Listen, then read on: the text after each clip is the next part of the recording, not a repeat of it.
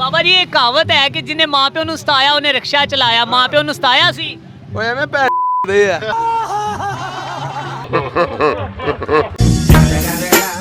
ਚਾਚਾ ਇਹ ਤੇ ਗੱਲ ਕੀ ਕਰਨੀ ਹੈ? ਨਹੀਂ ਨਹੀਂ ਬਿਲਕੁਲ ਨਹੀਂ। ਇਹਨਾਂ ਦੀ ਬੁੜੀ ਨੂੰ ਬੜਾ ਸਤਾਇਆ। ਇਹਨੇ ਬੁੜੀ ਨੂੰ ਸਤਾਇਆ? ਹਾਂ। ਸਹੀ ਗੱਲ ਹੈ, ਸਹੀ ਗੱਲ ਹੈ, ਸਹੀ ਗੱਲ ਹੈ। ਇਹ ਵੀ ਰਿਕਸ਼ਾ ਚਲਾ ਰਿਹਾ। ਅੱਛਾ ਇਹਨੇ ਕਿਹਨੂੰ ਸਤਾਇਆ ਹੈ? ਇਹਨੇ ਬੁੜੀ ਨੂੰ। ਬੁੜੀ ਨੂੰ ਸਤਾਇਆ? ਅੰਕਲ ਜੀ ਕੀ ਕਹਿ ਰਹੇ ਨੇ?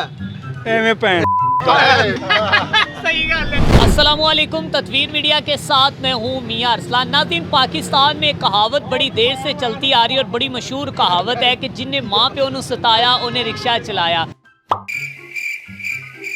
आज हम रिक्शा ड्राइवरों के साथ मौजूद हैं, इनसे गपशप लगाएंगे, जानेंगे कि क्या हकीकतन इन्होंने अपने वालिदैन को सताया है और आज रिक्शा चला रहे हैं, इसके पीछे क्या हक़ाइक़ हैं और ये कहावत किसने बनाई है और कहावत बनाने वाले के बारे में ये क्या कहना चाहते हैं। आए मेरे साथ। अस्सलाम वालेकुम। वालेकुम सलाम। बाबा जी क्या हाल है? अल्लाह का शुक्र है जी। बाबा जी क्या नाम है? असगर अली। कितनी उम्र है?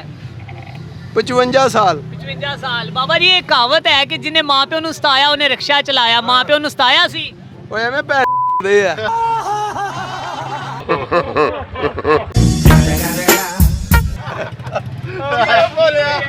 नहीं यार, चाचा ये ते गल की करनी है?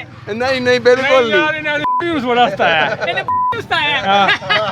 ਸਹੀ ਗੱਲ ਹੈ, ਸਹੀ ਗੱਲ ਹੈ, ਸਹੀ ਗੱਲ ਹੈ। ਇਸੇ ਵਜ੍ਹਾ ਤੋਂ ਰਿਕਸ਼ਾ ਚਲਾ ਰਿਹਾ ਹੈ। ਇਹ ਆਪਣੀ ਬੇਬੇ ਨੂੰ ਸਤਾਉਂਦਾ। ਸਹੀ ਗੱਲ ਹੈ। ਇਹ ਨੂੰ ਬੇਬੇ ਕਹਿੰਦਾ। ਅੱਛਾ ਬਾਬਾ ਜੀ ਕਿਆ ਭਾਈ ਕਿਵੇਂ ਚਲਾ ਰਹੇ ਨੇ? ਇਹ ਵੀ ਰਿਕਸ਼ਾ ਚਲਾ ਰਿਹਾ। ਅੱਛਾ ਇਹਨੇ ਕਿਹਨੂੰ ਸਤਾਇਆ ਹੈ? ਇਹਨੇ ਆਇਆ। ਅੰਕਲ ਜੀ ਕੀ ਕਹਿ ਰਹੇ ਨੇ?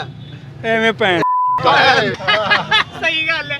ਨਹੀਂ ਗਾਲਾਂ ਨਹੀਂ ਕੱਢਣੀਆਂ, ਮੈਨੂੰ ਇਹ ਦੱਸੋ। ਆਨਲਾਈਨ ਚੱਲ ਰਹੀ ਹੈ। ਇਹਨੇ ਭਾਈ ਇਹਨੇ ਸਾਨੂੰ ਨੂੰ ਵੀ ਸਤਾਇਆ। ਅੱਛਾ ਸਾਨੂੰ ਨੂੰ ਵੀ ਸਤਾਇਆ, ਇਸੇ ਵਜ੍ਹਾ ਤੋਂ ਰਿਕਸ਼ਾ ਚਲਾਇਆ। ਆਹੋ। ਇਹ ਮਾਂ ਪਿਓ ਵਾਲੀ ਗੱਲ ਝੂਠ ਹੈ। ਇਹ ਝੂਠ ਹੈ। ਅੱਛਾ ਉਹ ਬਣਨ ਦੇ ਵੀਡੀਓ ये पार्टी की हो गया ये? अच्छा एक और रिक्शा ड्राइवर मौजूद है, इनसे भी बातचीत करते हैं, जानते हैं। अच्छा सर एक कहावत है कि जिन्हें माँ प्यो नूं सताया उन्हें रिक्शा चलाया, की कहंदे माँ प्यो नूं किन्ना कुछ सताया सी? ਯਾਰ ਮਾਂ ਪਿਓ ਨੂੰ ਸਤਾਉਣ ਵਾਲੇ ਨਹੀਂ, ਜਿਨ੍ਹਾਂ ਨੇ ਬੁੜੀਆਂ ਨੂੰ ਸਤਾਇਆ ਹੁੰਦਾ ਨਾ ਉਹ ਵਿਚਾਰੇ ਰਿਕਸ਼ਾ ਚਲਾਉਣ ਡਏ ਨੇ।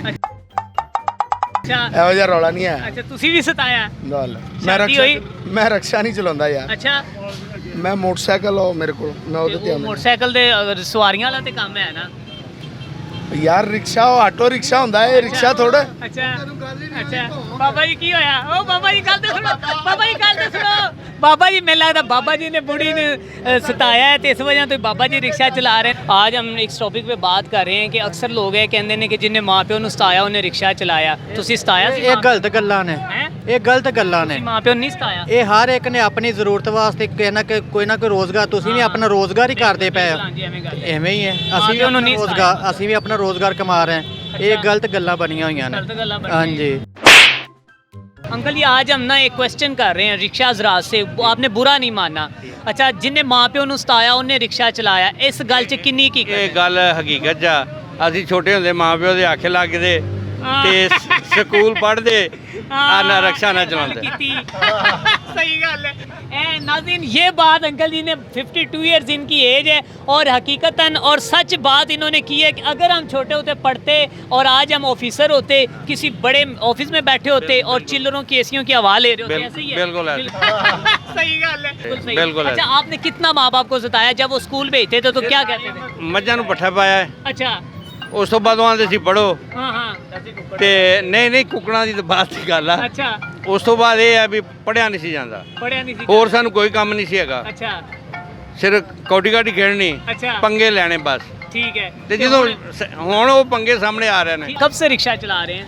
रिक्शा तकरीबन 5-6 माह से चला रहा हूँ। 5-6 माह से चला हाँ रहे हैं। जी। इतने आप तो नए नए भर्ती हुए मेरे हाँ जी, न्यू। अच्छा ये एक लफ्ज़ है कि कहावत है कि जिन्हें माँ प्यो ने सताया उन्हें रिक्शा चलाया, इन्हें की कीमत है? नहीं जी, ਅਸੀਂ ਤਾਂ ਨਾ ਮਾਂ ਪਿਓ ਨੂੰ ਸਤਾਇਆ ਵਾ ਤੇ ਨਾ ਰਿਕਸ਼ਾ ਚਲਾਇਆ, ਅਸੀਂ ਤਾਂ ਇੱਕ ਮਜਬੂਰੀ ਦੇ ਤਹਿਤ ਚਲਾ ਰਹੇ ਹਾਂ ਬਸ। बुरी तरह चला हाँ रहे जी, ਬੱਚਿਆਂ ਦਾ ਪੇਟ ਪਾਲਣ ਦੀ ਖਾਤਰ ਚਲਾ ਰਹੇ ਹਾਂ। ਨਾ ਅਸੀਂ ਮਾਂ ਪਿਓ ਨੂੰ ਸਤਾਇਆ ਤੇ ਨਾ ਸਾਨੂੰ ਮਾਂ ਪਿਓ ਦੀ ਬਦਦੁਆ ਲੱਗੀ ਹੈ। ਬੁੜੀ ਨੂੰ ਸਤਾਇਆ ਹੋਇਆ ਹਾਂਜੀ ਮਜਬੂਰੀ ਨੇ ਫਸਾਇਆ ਕਿ ਸਾਨੂੰ। ਕਦੀ ਬੁੜੀ ਨੂੰ ਸਤਾਇਆ ਹੈ ਨਾ ਨਾ ਕਦੀ ਬੁੜੀ ਚਾਚੀ- ਨਾ ਕਿਸੇ ਨੇ ਨਹੀਂ ਨਹੀਂ ਸਤਾਇਆ ਹੋਣਾ ਚਾਚੀ ਨਹੀਂ ਨਾ ਚਾਚੀ ਨੇ ਵੀ ਨਹੀਂ ਸਤਾਇਆ ਸੀ ਨਹੀਂ ਕਿਸੇ ਨੇ ਸਤਾਇਆ ਹੈਂ? ਨਹੀਂ ਪੱਕੀ ਗੱਲ ਹੈ। ਪੱਕੀ ਗੱਲ ਹੈ। ਤੇ ਫਿਰ ਇਹ ਜਿਨ੍ਹਾਂ ਕਹਾਵਤ ਬਣਾਈ ਉਹਨਾਂ ਦੇ ਬਾਰੇ ਕੀ कहना चाहोगे? ਹਾਂਜੀ जिन्हें कहावत बनाई हो ਉਹਨਾਂ ਗਲਤ ਬਣਾਈ ਹੈ ਸਰ ਜੀ। नाज़रीन आपने यहाँ पर लोगों की गुफ्तगू सुनी। ये कहावत एक बहुत ही मशहूर है कि जिन्हें माँ प्यो ने सताया उन्हें रिक्शा चलाया। आपने रिक्शा ड्राइवरों की गुफ्तगू सुनी। इनका कहना है, कुछ लोगों का कहना है कि जिन्हें बीवी ने सताया उन्हें रिक्शा चलाया, और बाकी लोगों का कहना है कि इस कहावत में कोई सच्चाई नहीं है और ना ही ये बात हकीकत है कि जिन्हें माँ प्यो ने सताया उन्हें रिक्शा चलाया। इसी के साथ अपने मेज़बान मियां अरसलान को दीजिए इजाज़त। अल्लाह निगहबान।